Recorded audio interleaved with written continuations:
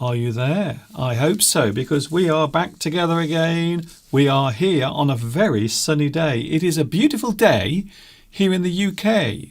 Sunny, chilly, but at least the weather is nice and there is no rain or snow. Here we go then. We are back together. It is English Addict, coming to you live and direct from the birthplace of the English language, which just happens to be...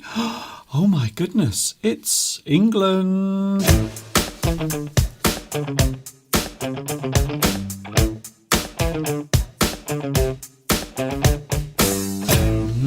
Here we go again. Hello. We are together. Actually, yes. We are actually together in the same room. Yes, there's no screen between us today, no divide, no isolation taking place. Because I'm negative. It is official. Mr. Steve is free. I'm COVID-free. COVID-free. And you didn't get it, which is very interesting. I still don't know. Maybe I am the missing link. Maybe I am the answer. Like that lady. Do you remember that lady? Many, many years ago. She died, but she had cancer, and somehow she was living with the cancer. And they were so interested to find out how that was happening. They kept some of her cells, and she died, I think it was about 40, maybe 50, maybe even 60 years ago.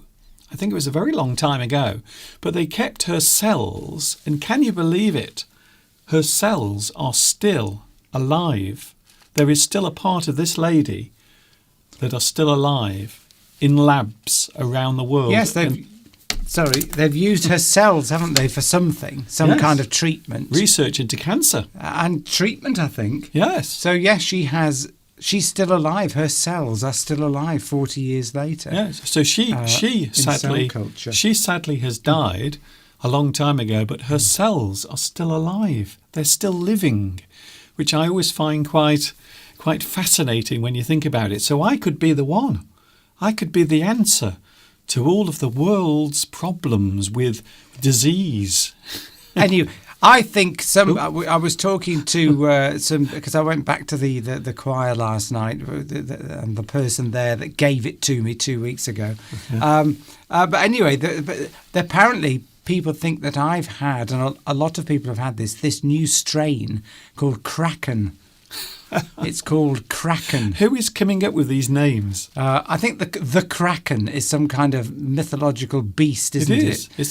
It's like an underground beast, isn't it? It comes out the ground and bites your legs off. Well, that's the latest strain of COVID. It's called Kraken, and I was describing my symptoms, and apparently they fit in with what this particular strain is. So I've had the Kraken, Mr. Duncan. Yes. You've escaped it. It's been a while since I've had a Kraken. You had a cracker last night, a whole wheat cracker, which has nothing to do with Kraken, but a cracker obviously is something that you eat with cheese. Yes. A small little savoury, slightly salty biscuit. So don't mix up Kraken with cracker. Yes, there is a difference. Well, one is real and one is mythical. One is mythical. I will leave you to work out which is which. So I could be. But I escaped the dreaded lurgy. Don't know how. Somehow. So maybe my years in China are now paying off. So maybe all of that hidden immunity that I have to all of the horrible illnesses that I caught when I was in China, maybe that's it. Maybe my immune system already has the antibodies. Oh. Yeah, but it didn't protect you last year when you caught COVID then off me. Yeah. Didn't protect you then. But anyway.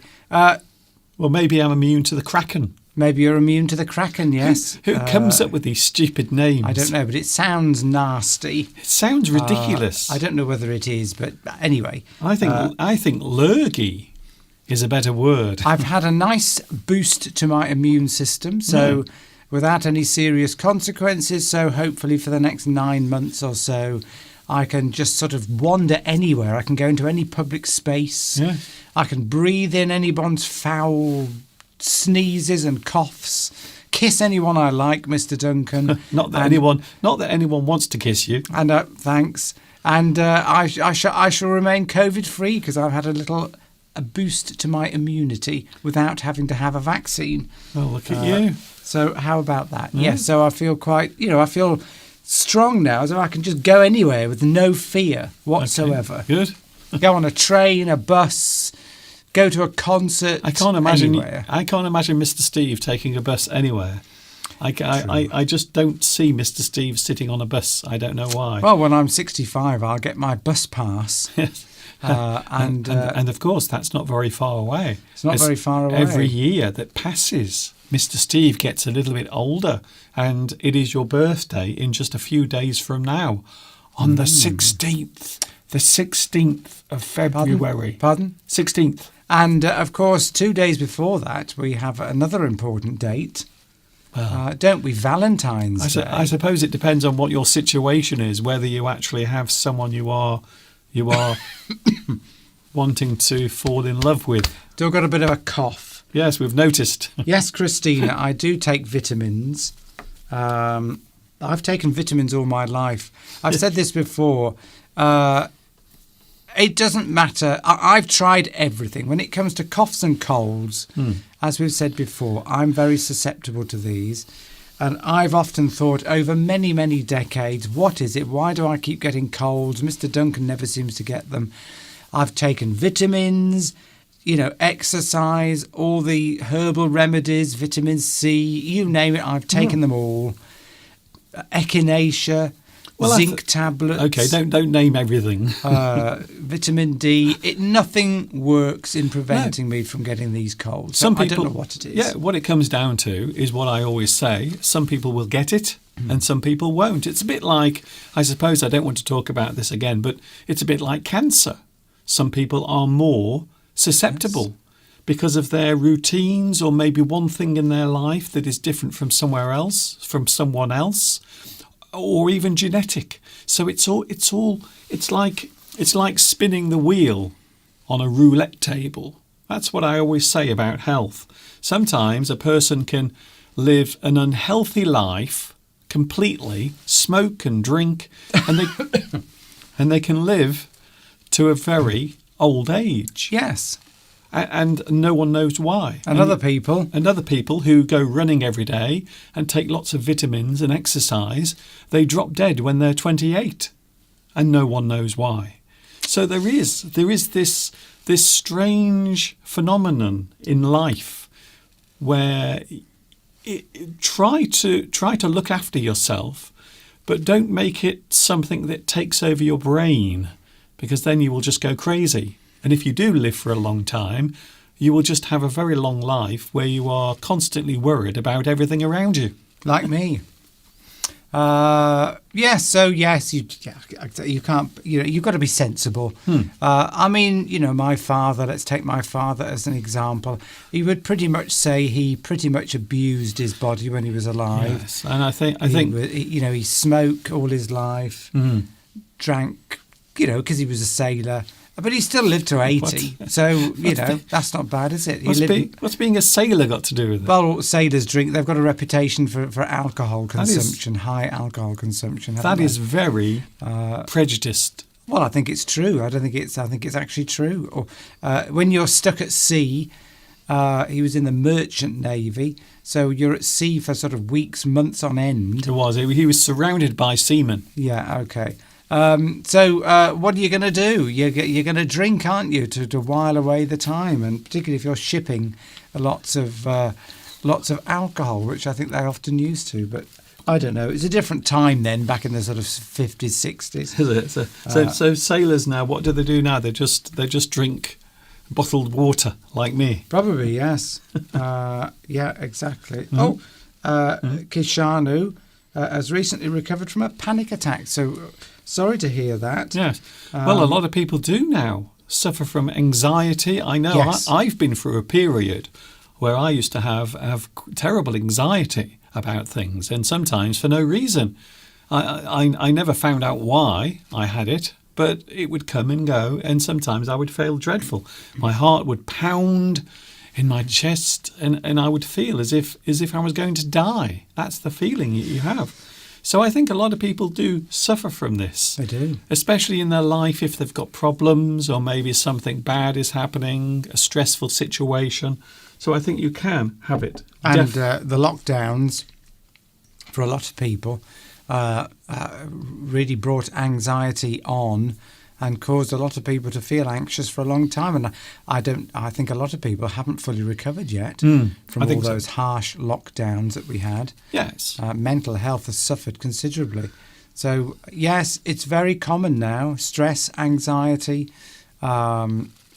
in a modern world, social media, all sorts of different things influencing it. I don't think social media has anything to do with people being anxious. That's just what people do nowadays, isn't it, really? Oh, yeah, but I think young people suffer more of anxiety due to that. Because they blame the internet for everything. Well, I think other people are actually drawing attention to that as well, because young people are constantly being assessed, aren't they, by their peers. Anyway, but yeah. What do you know about young people? Well, I don't. I just what I read. I can read, Mr. Duncan. I can read the news. I can read articles, can't I? I don't have to talk to any young people to actually know. Yes, Chris Shanu says, my heart was beating fast, felt like I was dying. Yes, it's a horrible feeling. Yeah. It's a horrible feeling. And there's no shame in actually admitting that you have it, because I think it is something that everyone goes through, especially during certain situations. Talking of which, can I just say something now, Steve? I was going to say this at the start of the live stream.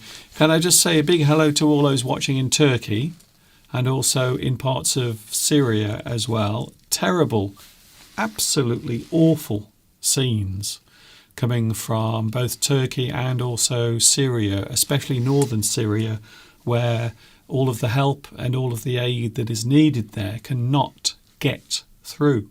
So can I say hello to all those watching in Turkey? I hope you're okay. There is a strange feeling, though, and I have to say it's on my mind at the moment, Steve. There is a feeling that sometimes you see things happening, and the feeling that you have, well, you feel helpless. To feel helpless.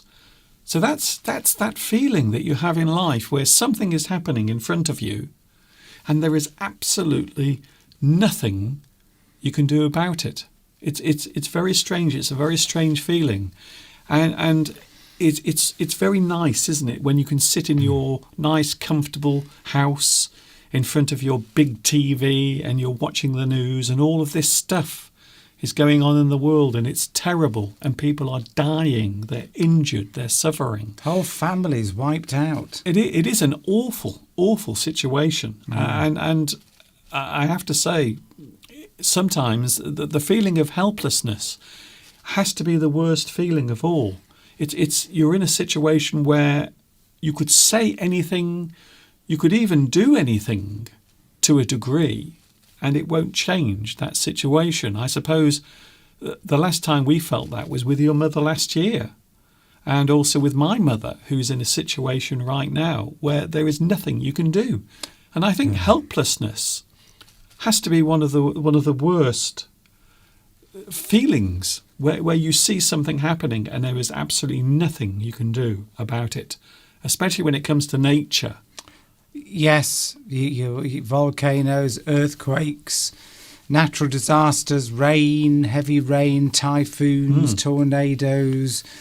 So many countries in the world suffer from a preponderance of these events. Yes. These, and these bad weather events. Yes, I almost feel guilty talking about it here, because we're standing here now on the internet, relatively comfortable, and we're talking about it, and it's a horrible feeling. It's one sometimes that you almost can't cope with it. It's very, very strange feeling. It really is. But can I say a big hello? And that's all I can do for now, unfortunately. And I hope that everything where you are is okay. And if it isn't, I hope you're getting the help that you need. And of course, Turkey is a very unique place because it sits on not just one, but several faults in the earth. So the crust of the earth is divided up into sections, and they're all pushing against each other. And apparently it moves 2 centimetres every year. It shifts and the pressure slowly builds up.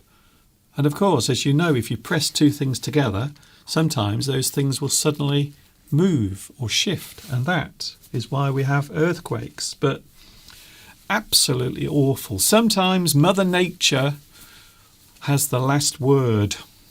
Nothing we can do about nature. We can't control it, despite all our technology. I mean, the worst that we get in the UK is really just, temperatures suddenly going to 40 degrees for a few weeks, or maybe a bit of snow. I think our enemy here is wind. Yes, but we never get anything really serious in the UK. We're very lucky from that point of view. I mean, as soon as we're always talking about the weather, but as soon as we get a bit of snow, the whole country comes to a standstill. Yes, or a bit of hot weather for a week. We do overreact. That's about we do get earthquakes, but they're nothing on that sort of scale. Yes, well, we call them tremors. So the earth moves a little bit sometimes, but it just shakes the ground very slightly. Nothing like the ones that have happened over in Turkey and also across parts of Syria as well. Krishanu says that all British people are drunkards. Well, you know what? Now, I know you're probably joking there, but you might have a point. I think it is a thing that's become... I think it's normal now for people to come home from work and the first thing they do is open a bottle of wine. Now, we're not going to talk about people in specific circumstances, but you know people, don't you? Well, I know people. I mean, I agree that I saw a survey. It's an interesting point that you made there. I saw a survey. It was done around the world about what people perceive, what are the qualities they perceive in British people.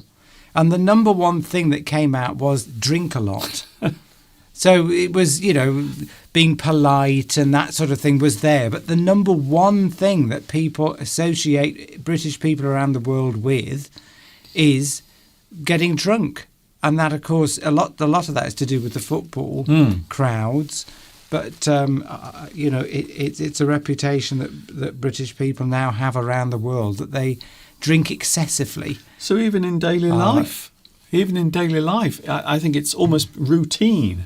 I think not from the point of going to the pub, but just being at home. The first thing people do is open a bottle of wine. And we know people who sometimes, maybe during the week, they will finish a whole bottle of wine in one night. I've got a friend every night drinks a whole bottle of wine, or every other night. I mean, that's, excessive really, but people do. Yeah, you've got your obvious drinkers, the football crowd, the ones that get drunk and then cause... you get football hooliganism and all that, which of course were well known throughout the world. But then you have the secret drinkers, the middle class people who go home and open a bottle of wine at home and maybe have half of it every night and things like that.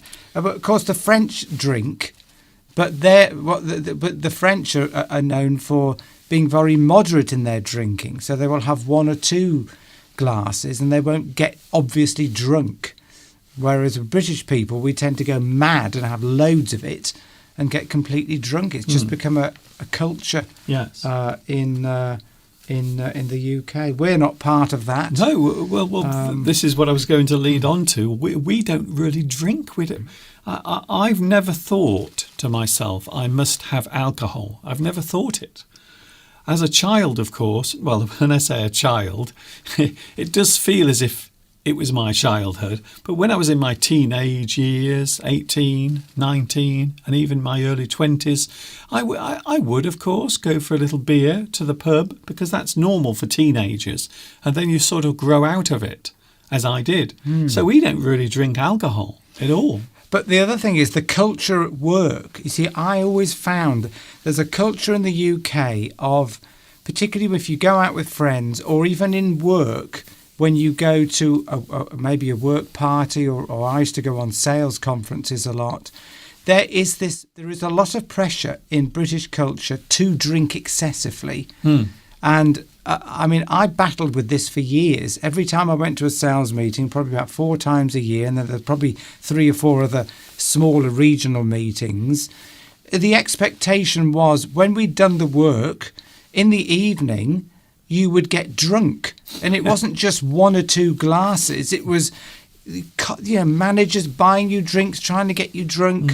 And I used to battle again. I used to throw the drinks away or hide them. Yes. Because I just didn't want to feel awful the next day. It's a type of bonding. Yes, it was. There is a lot of pressure in the UK if you go out with groups of people or in the workplace to drink excessively, and it's still then. Well, I think it's starting to reduce now because I know in the company I used to work for before, I've since found out now in all work meetings they don't buy any alcohol anymore. Yes, and the reason is it's corporate responsibility, because if you get all your employees drunk and then the next day they've got to drive back, then they could be driving illegally on the road. And I know people used to drive back and they were still way over the limit the next day. Anyway. But yeah, I'm just saying, it is. There is pressure to drink in the UK when you go out with friends or in company meetings, sadly. But there you go. Oh, don't forget to give us a like, by the way. Can we have a like? Press the button. I know it sounds desperate and rather pathetic, but those likes really help. They really do, because maybe someone at YouTube will see me and they will go, oh, that Mr. Duncan, he has quite a few likes. We might actually let other people see him on YouTube. That would be ever so nice. So thank you once again to the YouTube algorithms for making sure no one sees me at all.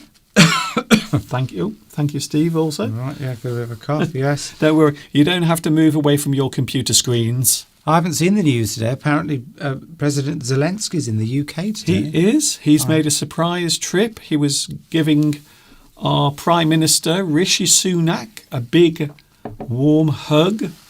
He's going to very quickly forget all about Boris Johnson. And now Rishi Sunak is going to be his new best friend. I have a feeling that's what's happening. He'll no doubt take a few tanks back with him in his aeroplane, maybe. Yeah, try to smuggle them through duty free. Yes, which I think he desperately needs them at the moment. Anyway, we shouldn't be joking about that, because that's also another one of those serious things going on in the world. And once again, it's very easy to feel as if you want to do something, you want to go there and maybe help, but it's quite risky. Quite a few ex-British soldiers have gone out there to help in the conflict. Quite a few of them have been killed. Well, most of them, unfortunately, have actually died. Just a couple of weeks ago, 2 volunteers who went out there, and they weren't fighting. They were just going out there, supplying aid and helping communities out there, and they were both shot. They're heroes, really, these people going out. Well, they're all heroes. Anybody battling to stop somebody invading their country is a hero. Can I ask a question, says Yumna? Yes, you can. It depends on what it is. This is the place to ask. If it's, are you a couple of puffs? Strange thing to say, Mr. Duncan. Well, that's all right. It's okay. It's a question that I get asked quite a lot, so there you go. So come on, Yuma. Do you have a question for us? Ask us your question and we will try. I will try my best. Are you growing a beard, says Giovanni? No, today I was just very, very lazy. I could not be bothered to have a shave. There you go. There you go. Well, at least you get a good answer from me. I don't try to pretend that I'm doing something else. So no, I didn't. I haven't shaved today. It's all. You were so busy preparing the live stream, you just didn't have time. No, I wasn't. I was being very lazy today. I got up. I didn't want to do anything. Trying to help you there, but never mind. I was looking out the window. It was frosty. It was cold, and then I was looking at the news stories on the internet, and it was all terrible, terrible news about what's happening in Turkey. And to be honest, I just wanted to go back to bed. I'm sure you felt like that. in the past. You just feel like going back to bed. Shall we tell them what happened yesterday? Mr. Steve was supposed to go out last night. Well, he did go out, but he had a slight problem before then, and that was we decided to have a little nap. Unfortunately, our nap became a 2-hour sleep. And when we woke up, it was dark. We had no idea where we were, what day of the week it was. And then Mr. Steve suddenly realised he had to be out of the house in 15 minutes. So we slightly overslept during our nap yesterday. So that was quite funny. Fascinating. It was funny watching you try to work out, what day is it? And even I had no idea. Well, have you ever done that? Fallen asleep in the afternoon, woken up, and you're all disorientated. Yeah. You don't know where you are. You don't know what time it is, what day it is. And then you suddenly realise you've got to be somewhere in a very short time. So it sort of makes you a bit disorientated, a bit panicky. But yes. Yes, says Giovanni, that's a very direct confession. Oh, yeah. Well, there we go. That's a confession. Which is, of course, the theme of today's live stream. We are talking all about confessions. I think sometimes it is good to confess to something, especially, well, I suppose it depends what it is. If you killed your next door neighbour and buried them in the back garden, then maybe you'll try to hide that for as long as you can. But you can only hide it for so many years or so much time because you might be worried about it and feel bad about it. It is on your conscience. So sometimes you have to confess or just say that you did something in the past that you feel bad about. It might not be a bad thing. It doesn't have to be murder. It can be just something that you did and then afterwards you regretted it and you feel bad about it. And sometimes confessing something, saying that you've done something in the past. So come on, Yumana, please ask your question. It's not a problem. You haven't talked about the live chat yet, Mr. Duncan. We have the live chat. Can I say congratulations once again to Vitas? Vitas, you are first once again on today's live chat. Well done.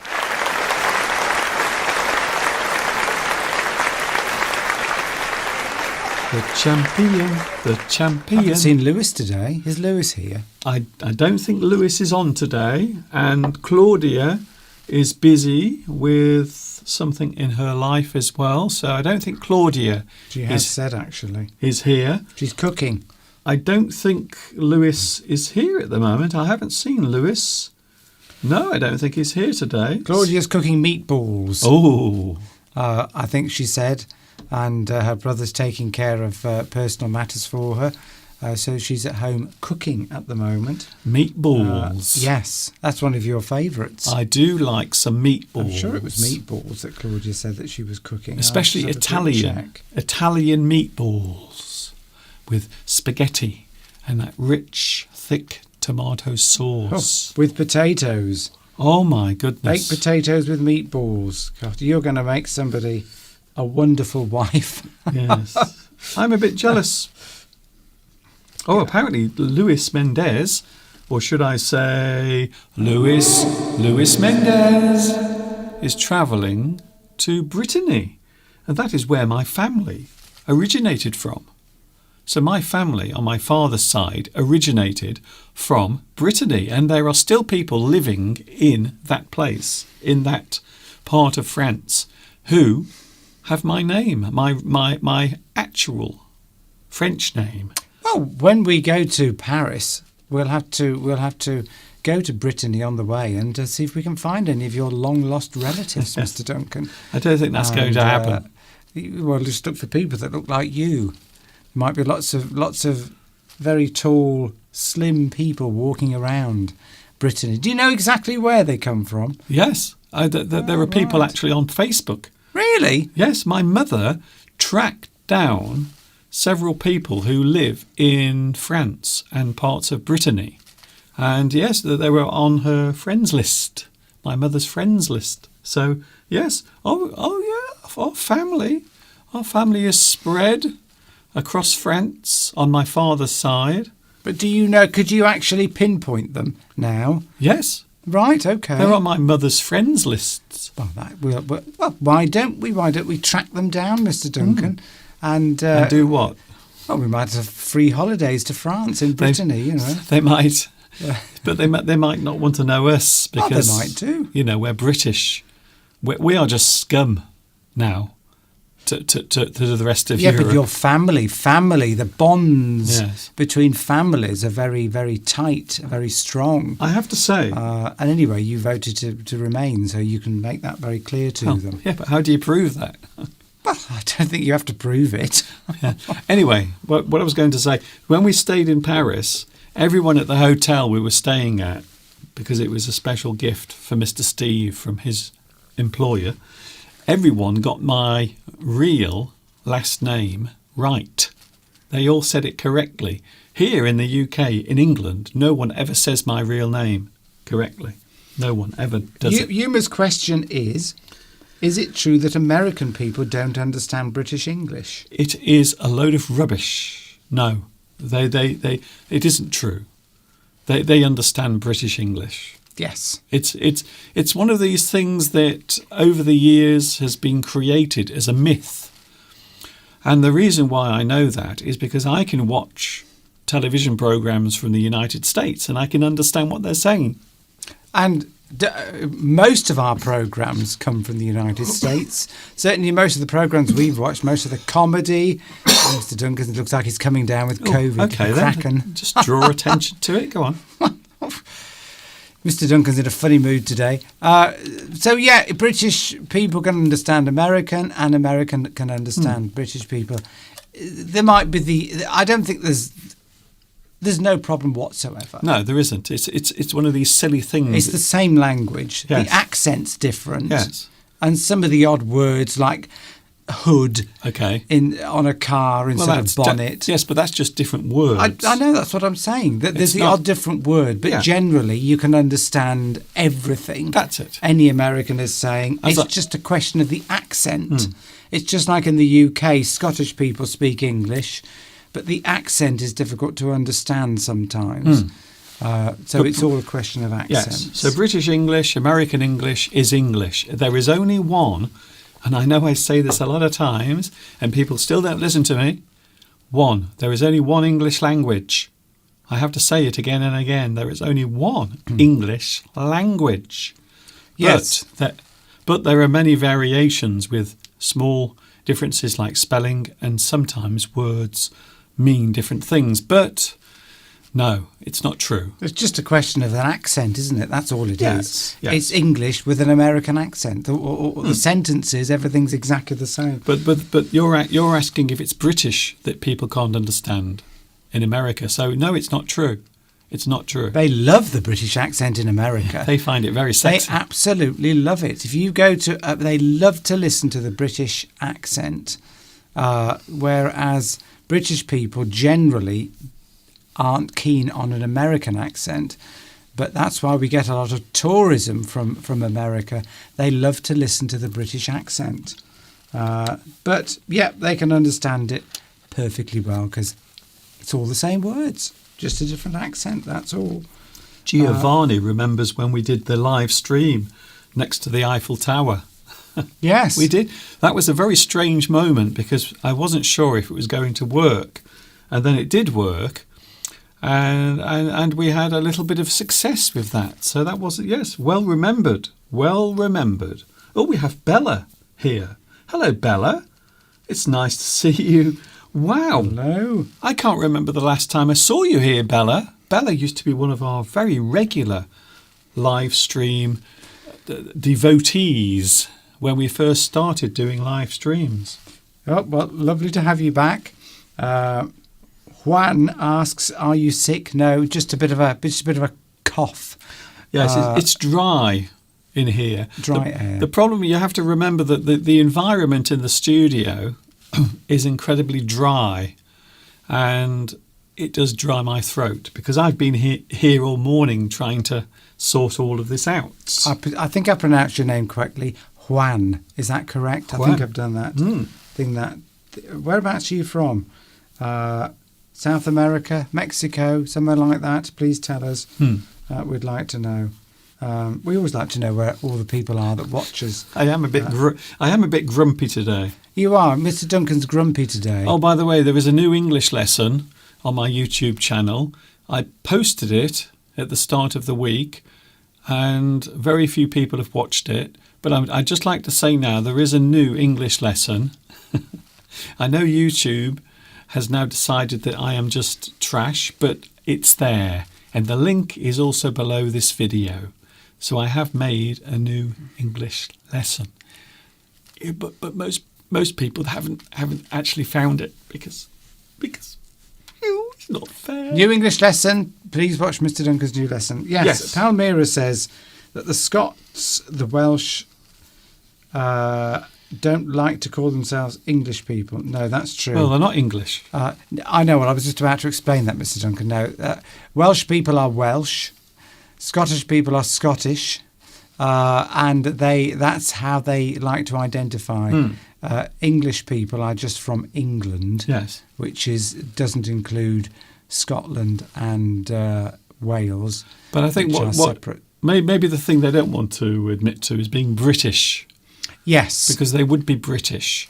So Yes. British takes all of those different countries, Wales, England, Scotland, and also a little piece of Ireland as well.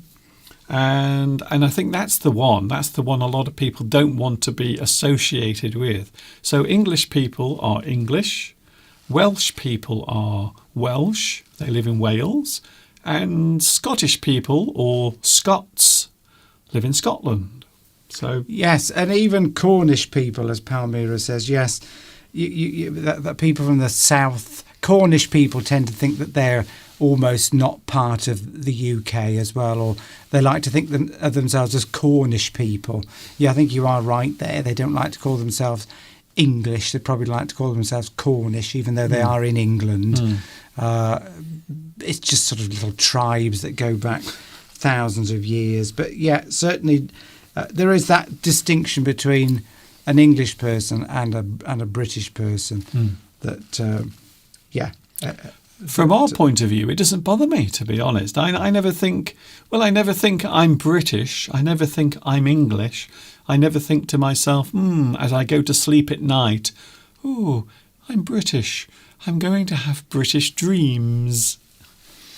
Yeah, it's just you get this. You probably get this in parts of France and all parts of the world. I would imagine there are areas where people like to identify with a different sort of tribe, so to speak. Yes. Or they've got, particularly like Welsh people. There's always a lot of history between the Welsh and the Scots and the English. They've always had wars and lots of conflict going back sort of hundreds of years. Yes. Well, there's still parts of England and Wales that are contested.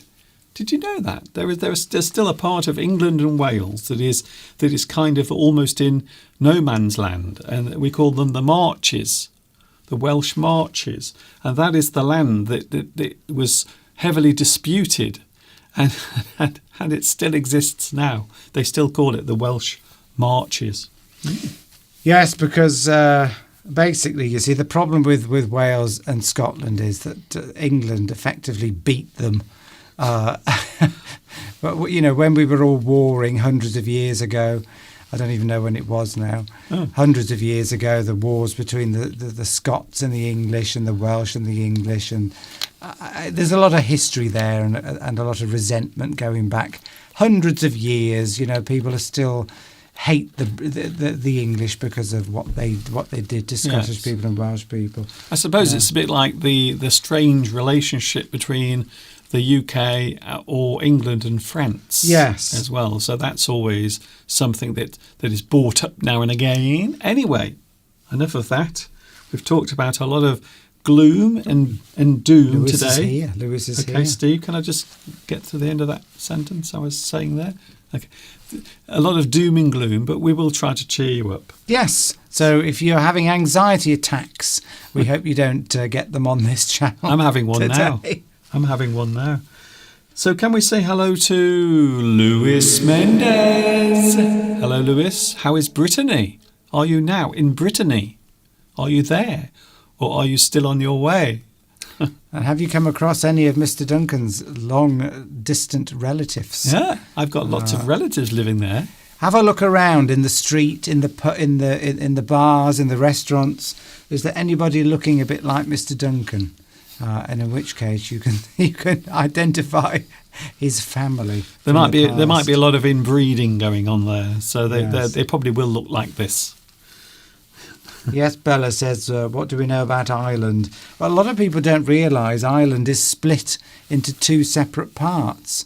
Northern Ireland, which is part of the UK, and Southern Ireland, which is a completely separate country. And even people that live here don't realise they're completely separate, because Southern Ireland is part of the EU still, whereas Northern Ireland, after Brexit, is with the UK and the split from Europe. So, it's a separate government, everything. It was with the UK before Brexit, though. Northern Ireland is just part of the United Kingdom. Yes, that's what I say. And I always thought, so I don't mind putting my hand up sometimes and pleading ignorance, but I didn't realise that the divide between Northern Ireland and the rest of Ireland was only made just after the Second World War. Yeah, it's all a lot of bad history. Oh, sorry, I've got that wrong. I think it was the First World War. I beg your pardon. So these differences, you always imagine that they took place a long, long time ago, but there's always been a lot of, what's the word I'm looking for without getting myself cancelled? Hostility. Yes. And a lot of it, of course, is down to our old friend, religion. The Catholics and the Protestants disagreeing because one wants to say hello to their man in the sky and the other one says, well, that's my man in the sky. It's not your man in the sky, it's mine. And then they start fighting and killing each other. Yes, a lot still going on now. Isn't religion great? And there's particular animosity between Ireland and England. I mean, there is with Scotland and Wales, but they've sort of got over it now, but parts of Ireland certainly haven't. Yeah. It's much more raw, isn't it, the controversy. Well, they have no government at the moment. Their government is still in chaos, and this has happened because of Brexit, because Ireland wants to go to Europe, and the other bit that we have is forced to stay with us. From leaving. So we're leaving, you see, we've left Europe. So it's caused a lot of that ill feeling from years ago. It's all sort of come back again. So let's hope it doesn't get too far. Yes. Anyway, it's nice to see you here, Lewis. After a 300-mile drive. 300 miles? Yes. Oh, no wonder you're tired. What, did you drive yourself? Yes, did you drive? Did you drive the 300 miles or was somebody driving for you? Were you a passenger? I hope somebody was driving you. Or were you actually driving? If so, I'm very, very impressed. Oh, 300 miles? You couldn't have done that in an electric car. Oh, okay. Now we know. Now we know, yes, exactly. By the way, on Sunday, something nice. So we've had a lot of doom and gloom today. Something nice. After we did our live stream on Sunday, we had the most amazing sunset. Would you like to see it? Because I did film a very short video clip from the window at the top of the stairs. Here it is. It's coming up right now. Look at that. Now, I haven't made any changes to that video. The colour and everything is exactly how it looked. So there it is. That was the sunset that we had the other night on Sunday.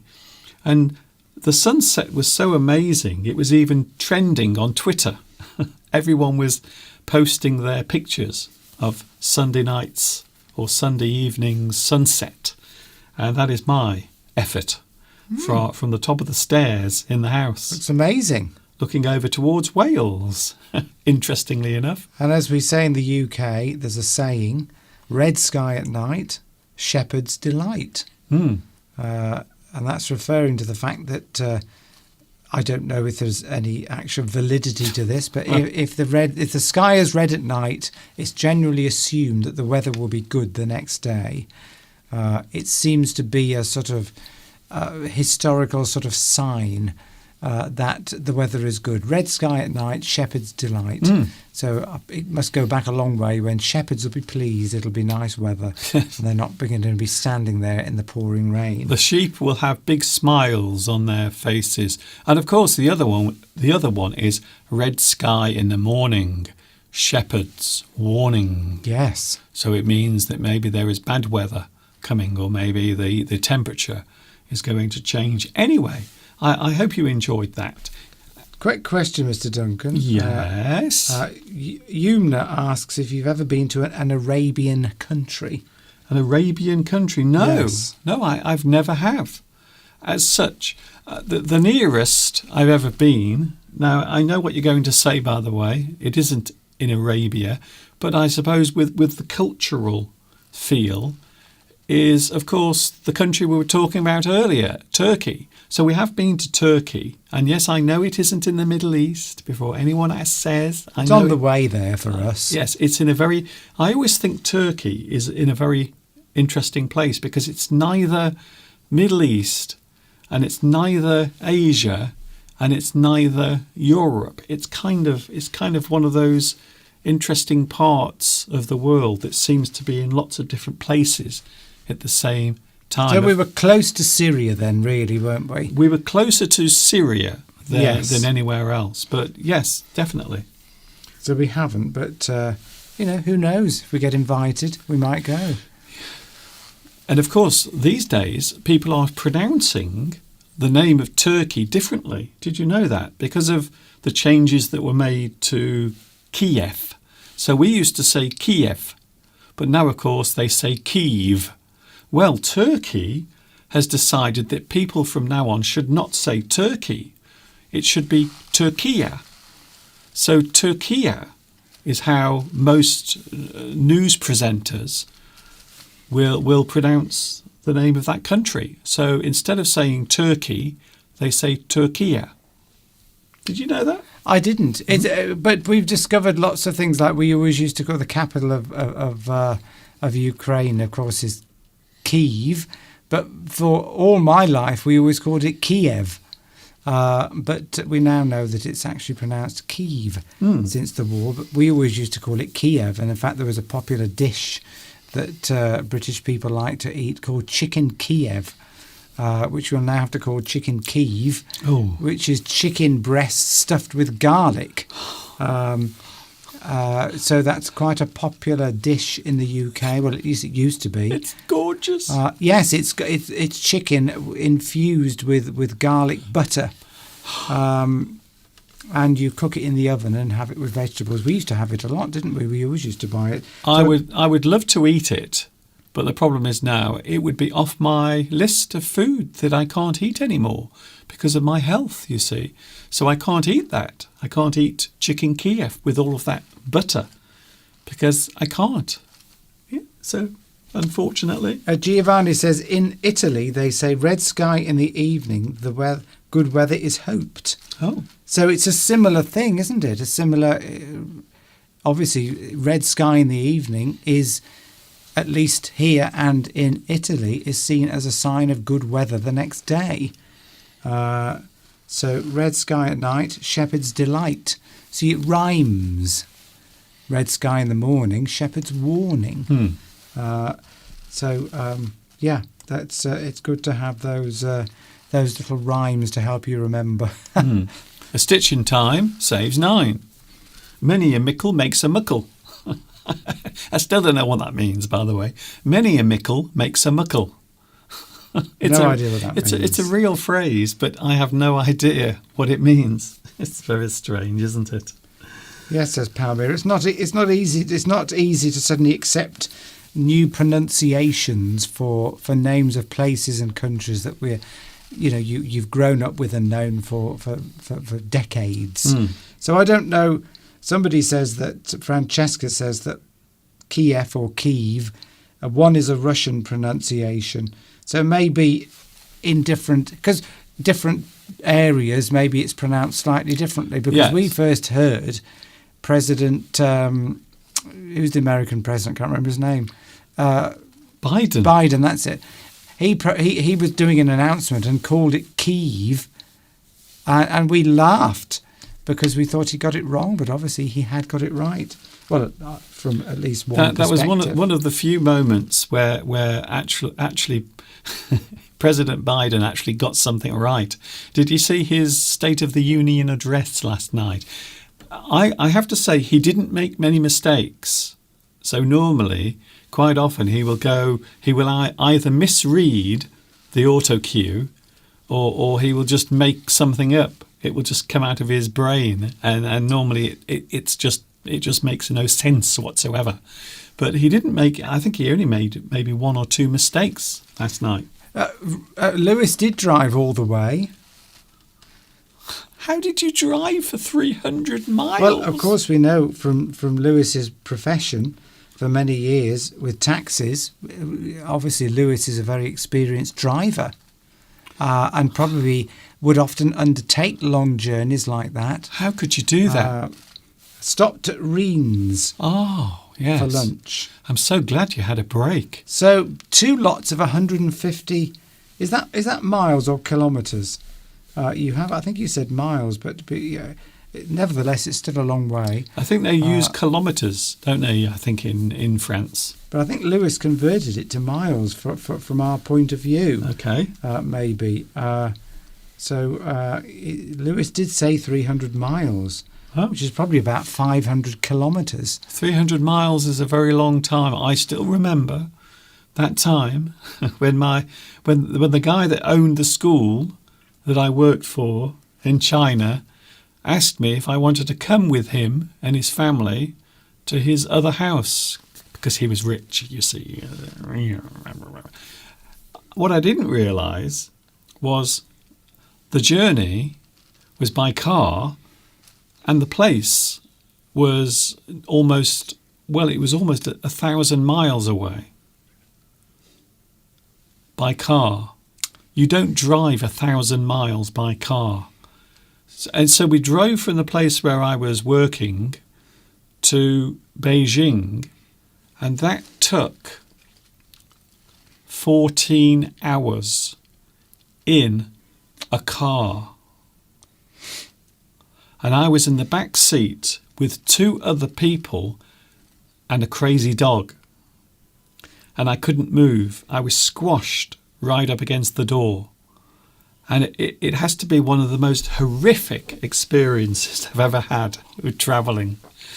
So imagine that, 15 hours in the back of a car with 2 people. They were on the large side, by the way, and a mad dog. And I couldn't move.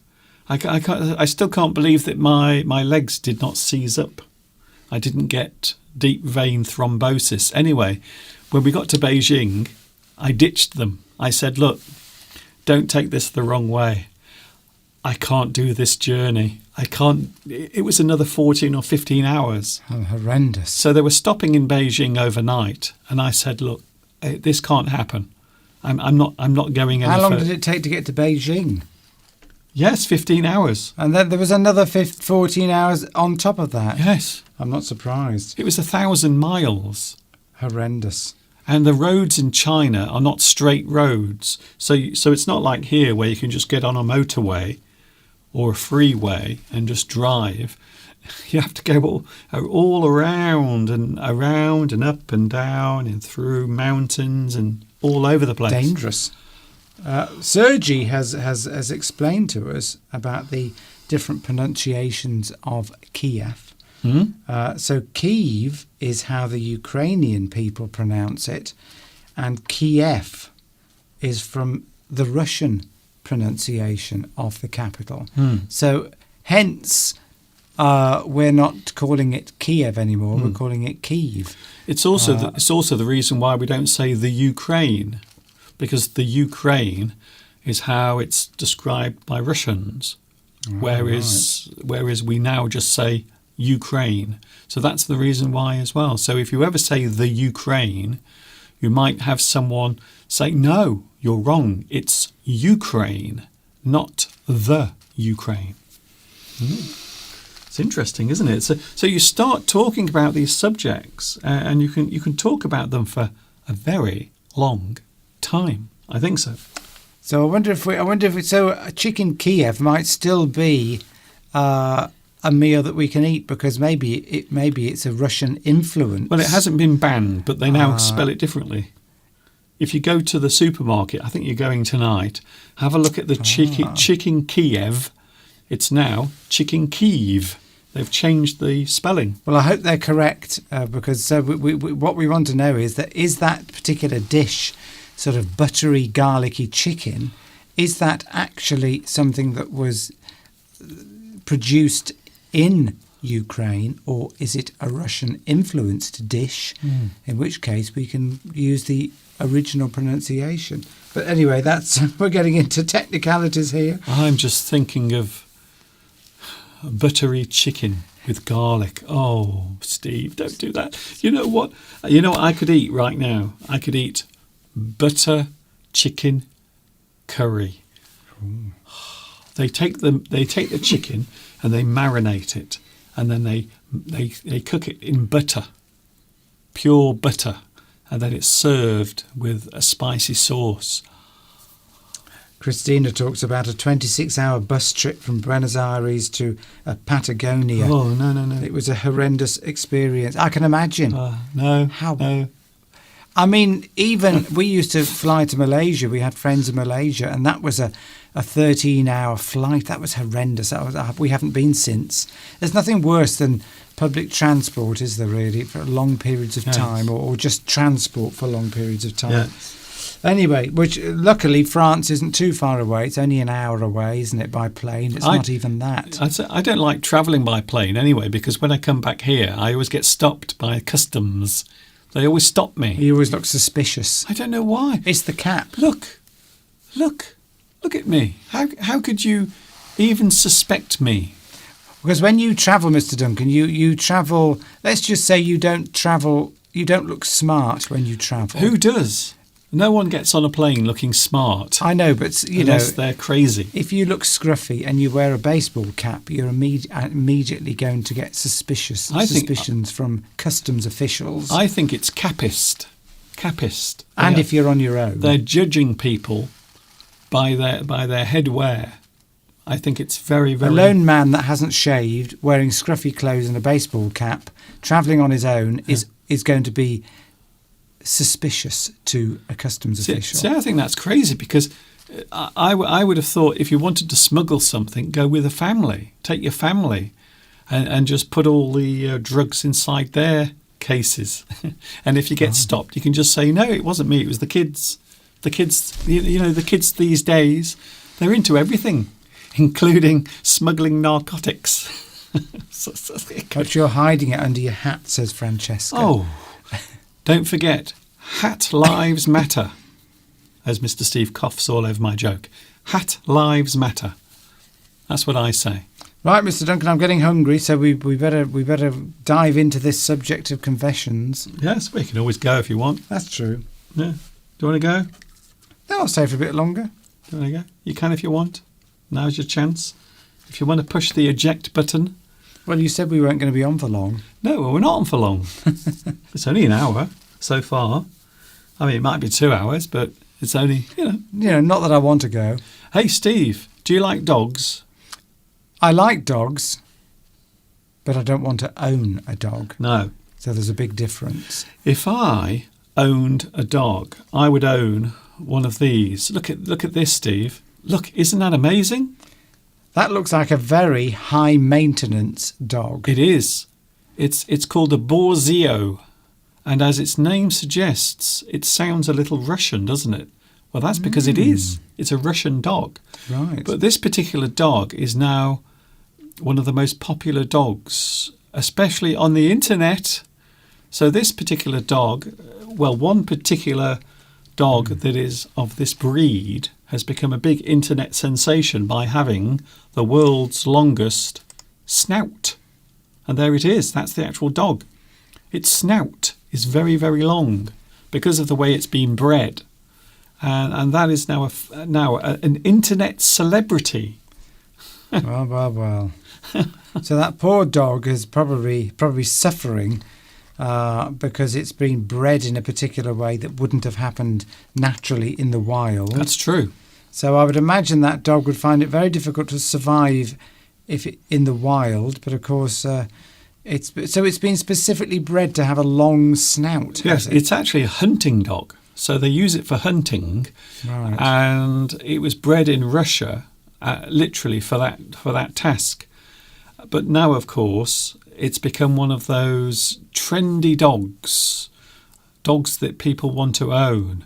But the only problem is they're not very friendly with children or small animals. They will try to tear them to pieces if you get them near them. So, but that particular dog has now become an internet star because its nose is so long.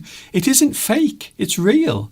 And there are lots of viral videos of that actual dog with Miss Piggy singing a song. I think it goes, how does it go?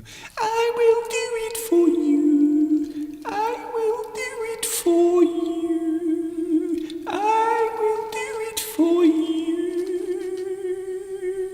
Like that. That's how it goes, Steve. I don't know that song. Do you love the internet? Well, yes, people put everything on the internet now, don't they? Because It's crazy. clickbait, as That's they it. call it. Yes. Everyone likes to... I would imagine anyone that owns a dog like that is after attention for themselves. I think so. I often find that with people that have unusual dog breeds, like very large dogs or something of a very unusual breed. They're actually trying to get attention for themselves I because think they so. want to take it for a walk and they want other people to stop and say, "What's that?" And then they get into this conversation, and then they, it's helping them. Maybe they're So I Anyway, don't want to criticise dog owners, but We are definitely not getting one because they are thousands of pounds. and the other thing is that dog theft is rife. If something is rife, it means it's RIFE. It means a lot of it occurs.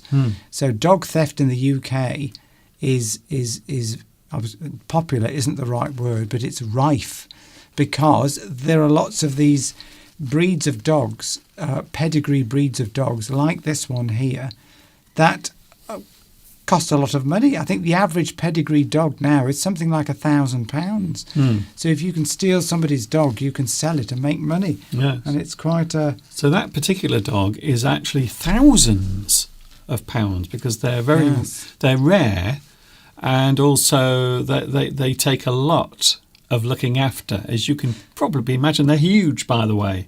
If they get up on their back legs, they are actually probably as high as I am. So they're massive dogs. They're not small dogs, they're huge. But I suppose some people like to have something that they can show off with to their friends, or maybe even show off on the internet, as they are doing. Today we are looking at an interesting subject, Steve, and I think it's interesting. We are talking about confessing. Confessing. You confess to something you've done, or maybe you confess to your sins, something you've done wrong, or maybe something you feel guilty about. And that is what we are talking about in a few moments' time. We just had some dogs. Let's have some cows right now.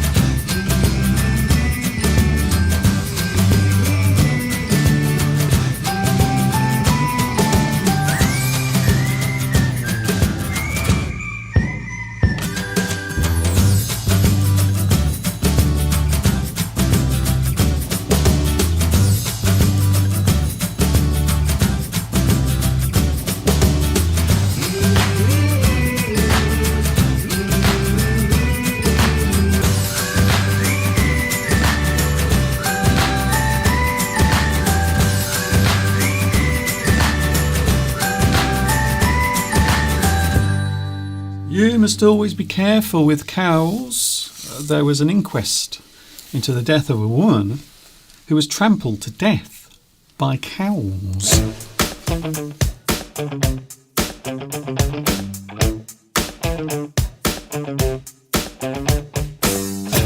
It was in the news today, in the news. Really? Yeah. An inquest into a lady who was trampled to death by a herd of cows while she was walking her dog through a field. So it can happen, although normally cows will not do that. So I can only assume the situation that happened there with that lady was maybe they had some young cows in the field, and they will. So if cows feel threatened whilst they have their young with them, their calves, then they will probably attack if they feel in danger. Yes, don't go into a field of cows if they've got calves, if they've got their babies with them, because they'll be very and particularly if you go with a dog, then the dog will be seen by the parents as a danger to the calves, and they'll attack you and the dog. Yes, so probably the same for any animal, really. That's like it. That. But cows are big, you see. Cows are big and they will attack. There was actually about 20 of them as well, Steve, in the field. So yes, you don't really stand a chance. No, and I mean it is. I mean, I felt threatened when we've gone into the field when we've had cows here that have only just arrived.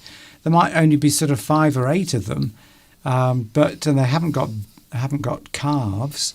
But they do chase after you. Yes, well, like the ones you just saw in the video. Yes, so they will chase after you. So, and those that you just saw in the video were actually baby cows. They were young cows, but there were no adults there with them. So we were all right. Anyway, Steve, we have Beatrice quickly asked, sorry, Mr. Duncan, what is clickbait? Clickbait is when you try to get a person to click on a video or a website by putting something that is maybe controversial, or maybe it is hinting at something that might be sexual, or maybe something that might give you a little thrill down there, you see. So you go, ooh, I have to click on that. Yes. So we call it clickbait. Something that is that the title of the video or the news story is so appealing to you, you might want to read it, and then it turns out to be rubbish. I mean, quite often it could be quite innocent. There's quite a lot I see. Snow bomb to hit the UK in 5 days is a popular one I see, and it's rubbish. No one's forecast that, but some of the papers will do it because they want you to click on it. Or it could be stock market to crash 50%. Because it's just something that gets you to click on that video. The title is and it could be misrepresenting what the content of the video or the news story is actually about. And of course, YouTube is full of clickbait. It's everywhere. I don't do it myself. You may have noticed over the years, but many people do who are now successful, and they put things, they have thumbnails and titles that are very misleading. So you click on the video, and then maybe you see an advert, and then afterwards you realise that it's not quite the video that you thought. So that's how some people get millions and millions of views on their videos, by tricking you into clicking on the video. And that's what clickbait is. Maybe you should produce a lesson, Mr. Duncan, and it says, do not click here if you want to learn English. That would, and then lots of people would click on it to see what it was that you were going to teach them. No, I think there, you see, they wouldn't click on it. That's it, knowing my luck. No, it has to be something. Now, if I said Mr. Duncan presents his live stream completely naked, and there's a suggestive thumbnail with me looking as if I'm naked, and then you click on it, and I'm not naked, and you will feel cheated. So that's the reason why I don't do clickbait, because I think it's unfair to you. And no, I'm never going to do my live stream naked. I think the world is suffering enough at the moment. We don't want anyone to have any panic attacks. including me. Here we go then, Steve. Confessions. I feel as if I should have some sort of echo, as if I'm in a church. Dearly beloved, we are gathered here today to confess to our sins. Have you sinned? Have you done something in your life that you feel embarrassed by or ashamed of? Now is the time for you to confess your wrongdoings. I hope you enjoyed that. Feel free to tell us if you have any confessions you wish to make. Now's the time. And we will bless you and exonerate you of your sins. Yes, there are certain religions, we don't need to mention them. Catholics. Yes, but not just Catholics. You can confess your sins and then those sins are forgiven. Not in the eyes of the law, but in the eyes of the Lord. Okay. Yes, it's a feature of certain religions whereby you can just go and confess your sins, and then everything's all right. Then the priest will say you are forgiven. Yes. And then you can do it again a week later and go back and be forgiven again. Well, it's the Catholic religion is actually based on confessing. It's the whole thing. It's built literally on you saying, "Hello, Father, I've sinned. I've done something really awful. I went round to my neighbour's house and I was up a ladder and I was watching my neighbour's wife. She was having a shower, and then then the priest will say, the father will say, okay, go home now. Say 3 Hail Marys, and stand on your head for 20 minutes, and then you're absolved." You don't have to feel guilty anymore. I've often thought if I ever became religious and wanted to choose and decide which religion to go for, I think I would go for the Catholic religion if I was forced into it. Yes, I don't feel as if you have to put yourself out too much. Anyway, we've got to be careful what we say, Mr. Duncan. Why? Well, we don't want to offend anyone who is. It's all right. I'm sure no one will be offended by that. But I think it's one of those religions you could just slip into, and you wouldn't have to change your life much. Some religions, you have to turn your life upside down. I think it's Orthodox Jews who have all these rules that they have to follow. I couldn't do that. So you have to have certain festivals where you can't go near electricity. You can't use light switches. You can't open, if you stay at a hotel, you can't use the electronic key pass because it's all forbidden. So I think Catholicism is probably the one you could just slip into. Like the Church of England is very, very... And of course, if you've already been a Christian, you know a lot of the Bible stuff already. So, yeah, I think that's the one. But I'm not religious. Confession, Steve. It's time to confess your sins. Well, if you confess, how would you describe that, Steve? If you confess... How would I describe it?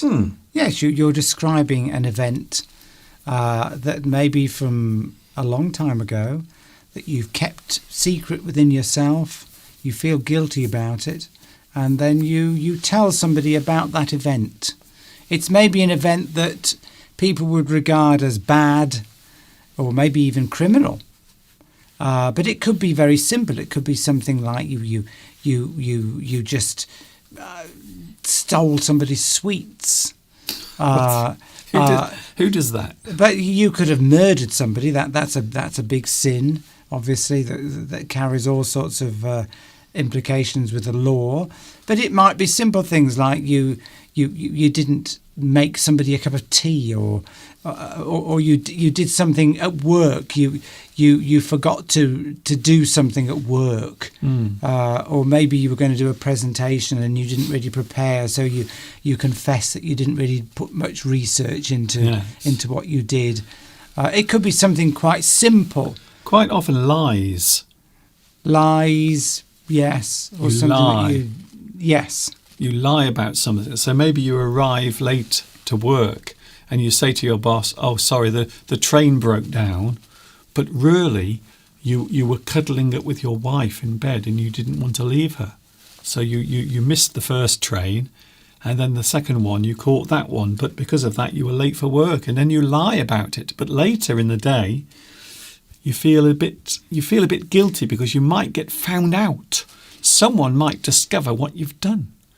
They might check the trains and they might discover that there was no breakdown. And so they will know that you were lying. So you go to your boss and you say, "Oh, sorry, I feel as if I have to confess this, because if I don't, you might find out. So this morning I was just lying in bed. I was late for work because I was lying in bed. The train did not break down." So then you confess, and your boss might say, "Well, okay, I appreciate the fact that you've been honest. I'm still going to sack you for lying to me, but thank you for your honesty." Yes, or you might tell somebody else. You might tell a work colleague or a friend at work, or yes, and they might realise that you didn't miss the train at all. You in fact you just got up late.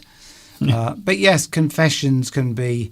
They say a confession is good for the soul, and Christina has hinted at that in her comment there. That if you're the sort of person who feels guilty about something you've done which is bad, or doesn't follow you've upset somebody maybe, then talking about it releases that stress and frees your soul to be able to be calm, and you can sleep at night. You're not going to be worrying about something. Maybe you did something in anger. Maybe you deliberately scratched your neighbour's car who annoyed you. You in a moment of anger you did something, and nobody found out that you'd done it. Nobody knew that you'd done it at the time, and then you later confess it because you feel guilty about it. Here's another one, Steve. So to confess can also be described as admitting. You admit something. So maybe you feel as if you're under pressure because people are starting to work out that you have done something wrong. So just to save time, you put your hands up and you admit. You admit the thing that you've done. You say, it was me. I'm the one that broke into your chicken shed and let all your chickens out and allowed the fox to eat them all. It was me. I confess. I put my hands up and I say that. So you confessed earlier. Somebody asked, were you growing a beard? And you could have said, "Oh, I didn't have time. I was getting the live stream done." You could have just said that and sort of lied. But in fact, you confessed that it was because you were lazy Yes. and you didn't want to do it. Yes. That was very honest of me. I think it was, Mr. Duncan. Yes. But yes, you can confess small things, big things. It doesn't have to be anything serious. Yes. And you can say it quite light-heartedly in a conversation, can't you? "Oh, I confess I didn't put much effort into this report." People will often use that expression. I confess I didn't really put much effort into that, or admit, of course. Yes, or admit, or yes, you can use those sort of as synonyms. Is that right, Mr. Duncan? Yes, they are. Here's another one, Steve. So this is a phrase that we often use. We own up to something. We own up. We say, normally in the spoken way, so you will speak your confession. You own up to it. You are saying that you are responsible for that thing. You own up. There's always that famous scene in Spartacus, isn't there? I don't remember. Oh, okay. And I think it's Kirk Douglas, and he's Spartacus, of course. He's all naked, very, very oily. I don't know why he's so oily, but he is. I don't mind it, by the way. And they're trying to find out who Spartacus is. He is the slave who's trying to be the rebellious slave. He's the one that's trying to hold up a rebellion and start one. And they want to know who Spartacus is. And then Kirk Douglas stands up and says, I am Spartacus. But then everyone else does. It's a very famous scene. So everyone else then starts standing up. I think Tony Curtis was one of them as well. I think he was... So they were trying to protect him there. Yes. Right. Okay. So he owned up, but then everyone else also owned up and admitted it. Even though they weren't. Even though they weren't. They weren't all Spartacus. No, they were just, that was just, yeah. That would be quite a coincidence if everyone there was called Spartacus. But yeah, so own up. You own up. You might also, I suppose here's another way of confessing. You show guilt. Now, this is something you might do without intending to do it. So you confess to something, but you don't want to. You do something that makes people suspicious about you. Yes, Bella says, do you have to say own up to, or can you just say own up? You own up to something. You always use the word to. So you are using it as, well, it's almost like an adverb, but you are owning up. So you're saying that you are doing that thing. So you own up to stealing that ring. You own up to speeding down that road. You own up to all of the things that you've done wrong in your life. So if you're saying that from your point of view, you use to. But if somebody else was trying to get you to own up to something, they might say, why don't you own up? That's it. It was you that did it. Yes. So in that case, if you're saying that to somebody else, say you think somebody has stolen your bike and you accuse them and they say, no, it wasn't me. You might just say, why don't you own up? It was you. Or you could say, why don't you own up to it? Yes. So, yeah, you can. It depends on the sentence, doesn't it, really? So to own up is to admit something, to make a confession, or you own up to something if it is the actual action. Anyway. Claudia says, I admit or I confess. I put a lot of garlic in the tomato sauce. Oh, don't worry about that. I forgive you straight away because I love it.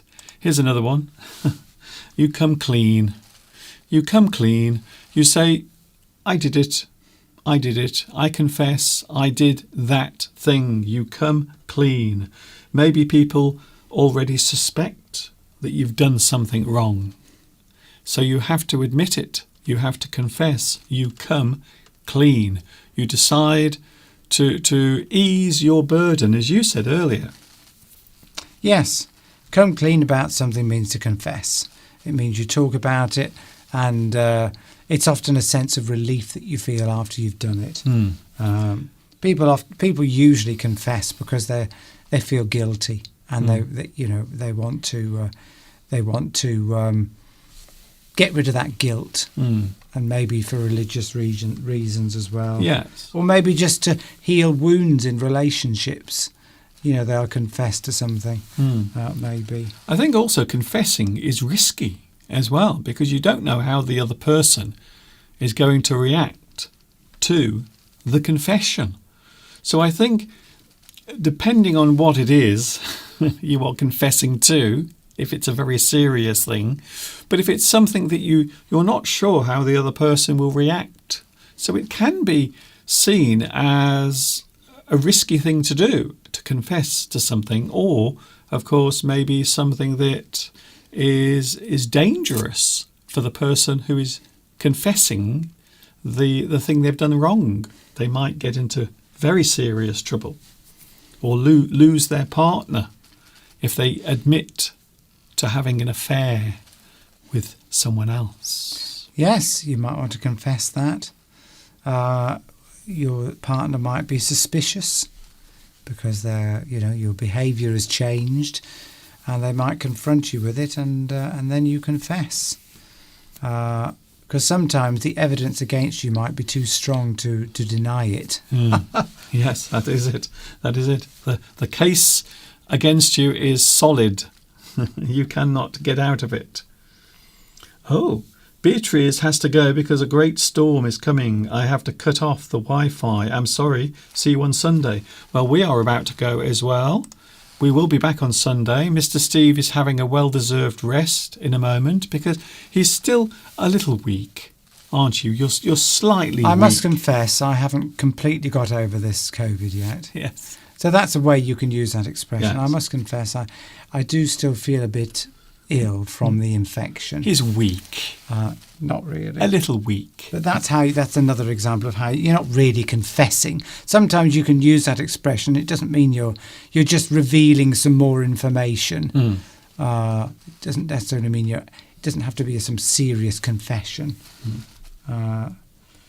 Somebody might say to you, oh, you seem to be losing a lot of weight. You've gone very thin, and you might say, well, I confess I've been on a diet. Because sometimes being on a diet is almost like an admission of guilt in a way, isn't it? Or you might put on a lot of weight and say, well, I confess I've been eating a lot of cakes recently. Although I don't think you'd need to confess that because they would be able to see it with their big stomach. Anyway, it's time to go. Shall we go? It's Okay, time. then. We will be back with you. I'm back with you on Sunday. Mr. Steve will be here. I'm assuming you are here with us on Sunday. I think I'm here Sunday, definitely. We have 2 hours of this. So if you enjoyed this, imagine what it would be like if you had another half an hour. Ooh. So find out on Sunday what it's all about. We are back on Sunday. Enjoy the rest of your Wednesday. I'm going to have a sandwich, I think, and I think maybe a cup of tea. Do you think? That would be nice, Mr. Duncan. Be Yes. very nice. And we might even have a chance to walk outside, maybe go down the lane. In the nice, crisp, cool air. Yes, it's very cold today. It's not very warm. But anyway, at least we've been here, we've said hello, and I hope we've made you happy. See you on Sunday. On behalf of myself and Mr. Steve, there he is, look. This is Mr. Duncan in England saying thanks for watching. See you on Sunday, 2 p.m. UK time is when I'm back with you. We are both here, and I hope you will be as well. And of course, until the next time we meet, you know what's coming next. Yes, you do. Ta-ta Ta-ta for for now.